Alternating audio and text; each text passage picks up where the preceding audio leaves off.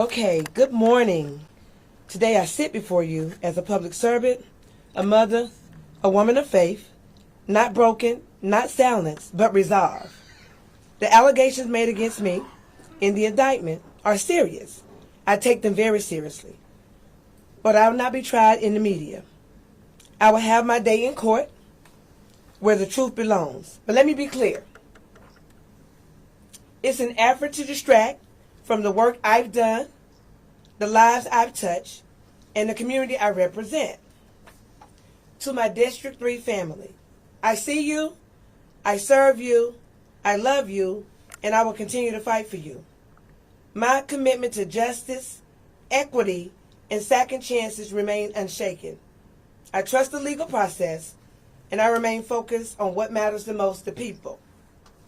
Now, when I found out that there may have been some scrutiny in the application, I paid it back. I have one loan, $20,000, $833.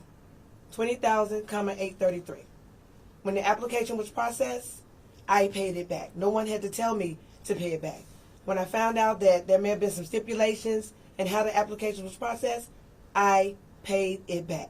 Now, on the other hand, that's Hillbilly Barbecue that has $1.5 million that never went into the courtroom.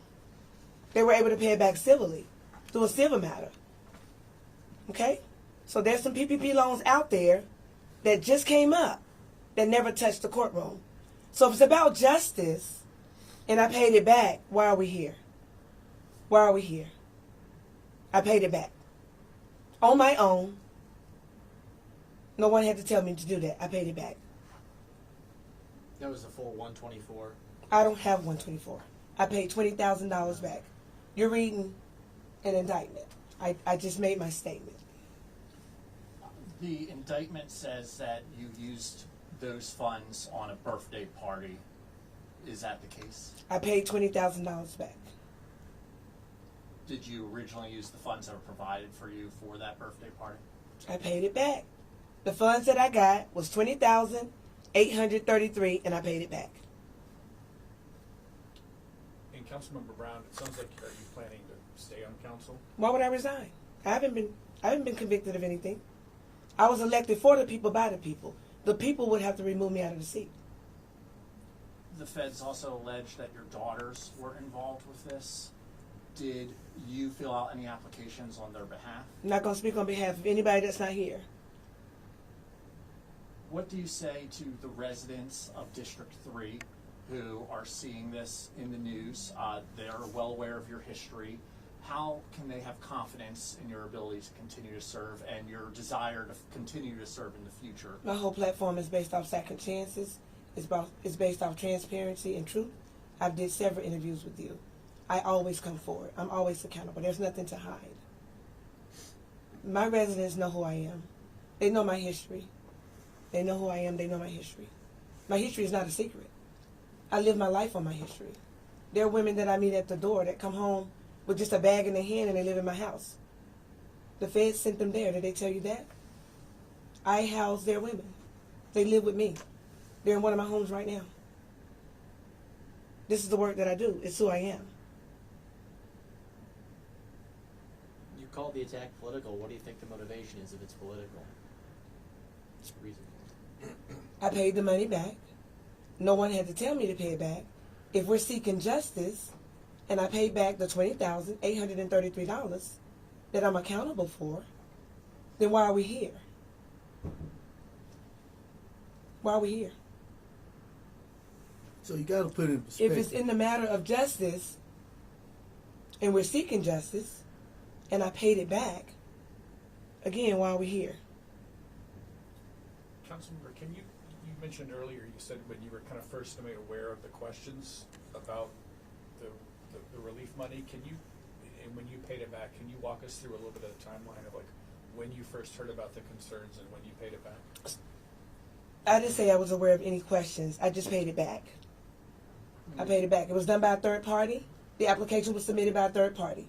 So what I accept responsibility for is maybe not scrutinize the application the way that I should have. And this is going to be a trial, so we're not going to get too much into the it's details. definitely going to be a trial. But I do want to say this. when a person has something to hide, they don't send out a press release. They don't show up and answer questions. And so I've done this my entire life. I travel the world. I have a national footprint fighting for women that are needing second chances, third chances, fourth chances, and fifth chances. What I'm saying to you is, when I found out there may have been any discrepancy in the application that was submitted by a third party, I paid it back. That's not in the paperwork that you have, but I paid it back, and it was submitted. The feds say the money was supposed to be used for payroll. Did you use that money for payroll? Again, this is going to be for trial, so I've asked her not to answer these questions. The feds say you spent $3,500 on a venue for your birthday party, $5,000 in catering, $2,300 for photography, a rented throne, and a horse-drawn carriage. So- What was that party? So same answer on that one, but this is not the time for us to try the case. And the reason I came here today is because I've been very supportive of Ms. Brown. I've paid her thousands of dollars over the years for working with my company. So any insinuation that she took some money from a PPP loan, when she has 3 jobs, she worked for Uber, she worked for Lyft, she worked for American Airlines. So to say that this money that was related to this PPP loan was exclusively used to pay for stuff like that, I personally gave her donations for that. So, you know, the last thing I want to say is I come here today to support her because we're talking about something that happened during the time when everyone was filing these loans, right? And the only mistake that she made was she didn't scrutinize it the way that she should have scrutinized it. And once she became aware, once they made her aware, I'm going to say that. She didn't say it, I said it. Once they made her aware that it was some problems, just like you coming and questioning right now, when she was questioned about it, she paid it back.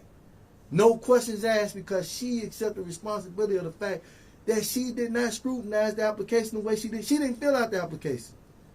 So the fact that she didn't fill out the application and there was some things that may have been put on there that may not have been correct, she's not saying it, I'm saying it.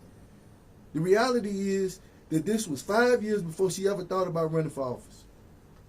So today she's staying here as a person that did more than Hillbilly Bob could ever done. That company that didn't get indicted, right? She paid it back. What justice is to seek to get the money back. The other company, they sitting over here, and it has, I don't care about the politics or none of that. We talking about people's lives. And to sit here and do an attack on this black woman right here, who paid it back. That's what we want, right? When you go to somebody and you say, hey, this right here, money may not have been obtained the correct way, right? We need you to pay this back, right? Everybody has the opportunity. IRS has a way to pay that back on their website, right? So you pay it back.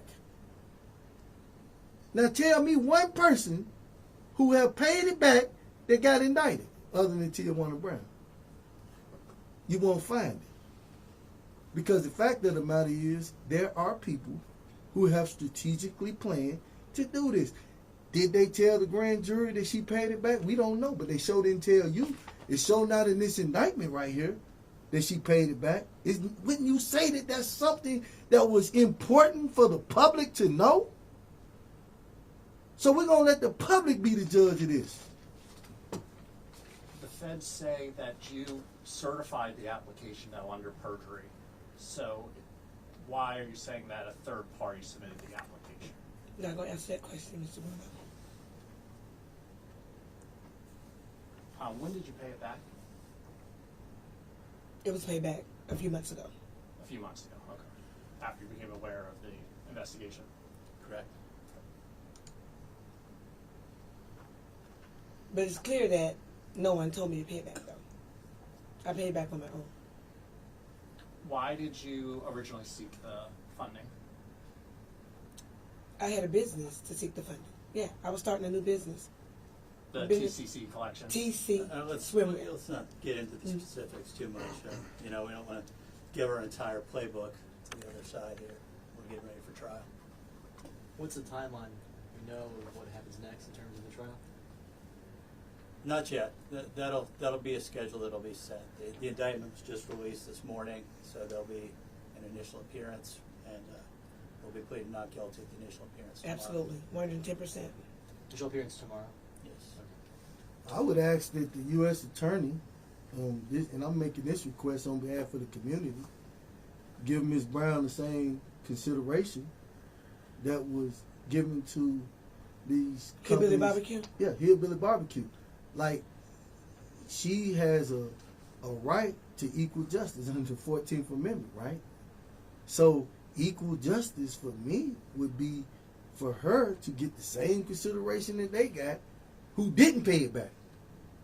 But they got to go through civil court and agree to pay it back incrementally. Ms. Brown paid it all the way back. So I would ask, when you speak to the U.S. Attorney's Office, to relay this request that in the interest of justice, Ms. Brown 14th Amendment right be protected, and she be given the same opportunity that Hillbilly Barbecue got. And there've been a number of other civil settlements. It's not just Hillbilly Barbecue. Have you heard from any colleagues? Since you sent out the My news colleagues this are very morning. supportive of me. And can y'all help, I'm just trying to understand, because the indictment talks about 124,000, and Councilmember Brown, I think, has said he paid back roughly 21, I think, is right. Can y'all help me understand, like, the rest of the money? What is the I can help you understand what I'm responsible for. $20,833 paid back in full. And that's exactly right. $20,833 paid back in full on my own. That's what I'm responsible for. And is it the rest of the money, another 100,000 or so? Would that be from the other people in the indictment? Is That's what the indictment charges. You're right on that. You've been through this process before in the 90s. What would you say to people who are aware of that history and now see this happening again? Well, I live my life every day fighting for people, meeting people right where they at. It's my life. I eat, breathe, and live justice. Whether it's in Raleigh, whether it's on Capitol Hill, working for the Department of Justice, as an intern fighting for Michelle West, who had 32 years that just came home, the women that live in my home every day that are praying for me, that the United States probation send from the Western District of North Carolina to my men's home and my women's home. I have 5 people in there now from the United States probation, Western District of North Carolina. The total that has been through my program this year, 11. So what do I say to them? Keep your head up. Keep fighting, because there's 2 sides of justice. We're looking at it. And Cedric can probably talk more on this, but she's not just a politician. She does a lot of work. in I the can talk on my community. work. They know my work. Let's not pretend like these folks in this You room got don't know this. who I am and don't know my work. I'm not here. I'm here for today. My accolades have already been This is written. for the people that are watching. My accolades have already been written, and this year alone, graduated from Duke nonprofit program. I was the change agent for She Built This City. Last year, I got the Great 28. The year before that, I was given $250,000 for a safe home to take care of women and men that are coming home from incarceration. I am a program manager for CD Holdings for unhoused mental health, mental challenges, and second chance, and people that are justice impacted. I have went through Just Leadership. I am on research right now. It's my 4th year at John C. Smith University. I hold a 4.0. The people that are watching should know that once you're in the system and you're given a number, 105677058, that's the number that I was given 34 years ago. We're never free. We're never free. There's a system that keeps us inside of a system. So 30 years ago, you could erase that. That's 3 decades ago. If anybody's looking at something I did 30 years ago, what have everybody in this room did 30 years ago? Somebody has always did something. I was young, suffering from domestic violence. I was unsheltered. I had been through having my daughter in prison, handcuffed and shackled, coming home, checking the boxes and going back. We're not going to talk about a 19-year-old poor kid born on the 1500 block of West Boulevard in Southside Homes as to where I've risen to the occasion now. I made history, being the first formerly incarcerated person to sit at the dais. Now, people watching, some people are not happy with that. They're not happy the way I fight for people, the way that I call people out, the way that I make sure that people are held accountable. You know, I don't go along to get along. I'm not anybody's pocket. I have a very strong and courageous voice that I use every day to fight for everybody in District 3. I love everybody. I meet people right where they at. Unfortunately, on this day, I can say that justice don't always love people that look like me. Did you use the pandemic relief loan for payroll? Again, questions we're not going to get into in this conference. Why do you view this as political? Do you think that somebody doesn't want you to run for re-election? I'm going to repeat what I said to you. It's already recorded. If we are here for the sake of justice, which is normally what happens when there's a federal indictment, people get so upset and so afraid when they see a federal indictment. So let me educate you a little bit. A federal indictment is the government's way of putting out a warrant for you, a bill of education and information when they're going to charge you. So people need to know that that's watching. It would be the same as if somebody was driving down the street and they wrecked the car and they had guns and weapons in the car. So we're talking about a very serious crime, which is white-collar crime. No violence. There's no violence in me. Never have been, never will be. I would like to say that when you hear that a person in my position doing the work that I do, working on Capitol Hill, working for the Department of Justice, going in and out, got a great relationship with Elizabeth, or she's no longer there, but the bottom line is I know this justice thing inside and out. If I paid it back on my own when it was brought to my attention, what would you call it? And Joe, I really want to say this right here. You asked the question, what is the message that should be sent to people who may question that? The message is clear. Lead by example. Ms. Brown, it's thousands of people that have been said that you obtained a PPP loan and you need to pay it back, right? She paid it back. And the message that need to be taken away today for anybody in her district, anybody in this city, is to cooperate with law enforcement. People investigating you, if they come to you and bring to your attention, maybe you didn't scrutinize the application that was done by a third party, because there was all kind of third party companies that was doing it, trying to assist business owners. If you were that person and you are approached by the federal government and told, hey, there are some issues right here, cooperate and pay it back. That's the right thing to do. That's what Ms. Brown did. And I would hope, in the interest of fairness, in the interest of truth, that that's part of the message today, because it sure wasn't part of this indictment. The fact that she paid it back. So the message to everybody should be that if you obtain the loan and there were some issues about it and you are made aware, pay it back. That's the right thing to do, and that's what Ms. Brown did. And what we've got here is a speaking indictment. The prosecutors could have just put the charges out there, but instead they laid it all out here to put the case in the media. So, And Councilmember Brown, I asked you before, you're going to stay on council, you said.